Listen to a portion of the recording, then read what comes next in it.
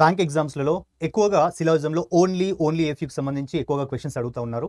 అయితే ఈ వీడియోలో ఓన్లీకి సంబంధించినటువంటి కాన్సెప్ట్ చూద్దాం. ఇక్కడ ఓన్లీ ఏసార్బి, సమ్ ఏసార్సి అండ్ ఆల్ డీసార్సి అనేటువంటి స్టేట్మెంట్స్ ఉన్నాయి. సో ఇక్కడ ఓన్లీ ఏసార్బి అంటే దాని మీనింగ్ ఆల్ బీస్ ఆర్ ఏ అని, అంటే బి మొత్తము కూడా ఏలో ఉండాలి అని ఇక్కడ రిప్రజెంట్ చేశాను.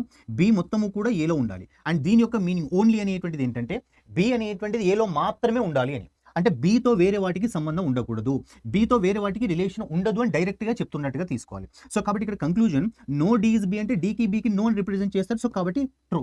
అంటే ఓన్లీ అనేటువంటి కేసు వచ్చినప్పుడు ఈ ఇన్సైడ్ సర్కిల్ ఏదైతే ఉంటుందో దీంతో డెఫినెట్గా నెగటివ్ రిలేషన్ చెప్పొచ్చు. This is one. అండ్ అలాగే ఇక్కడ మనకి బి అనేటువంటిది ఏలో మాత్రమే ఉండాలి అంటే వేరే వాటితో పాజిబిలిటీస్ కూడా ఉండకూడదు. అండ్ ఇక్కడ చూడండి some Bs may be C అన్నారు. సో ఇప్పుడు బి అనేటువంటిది సితో మేబీ పాజిబిలిటీ అంటున్నారు. ఇన్సైడ్ సర్కిల్తో వేరే వాటికి పాజిబిలిటీస్ చెప్పలేము, ఇన్సైడ్ సర్కిల్తో వేరే వాటికి మనం నెగటివ్ రిలేషన్ చెప్పొచ్చు. So this is the meaning of only.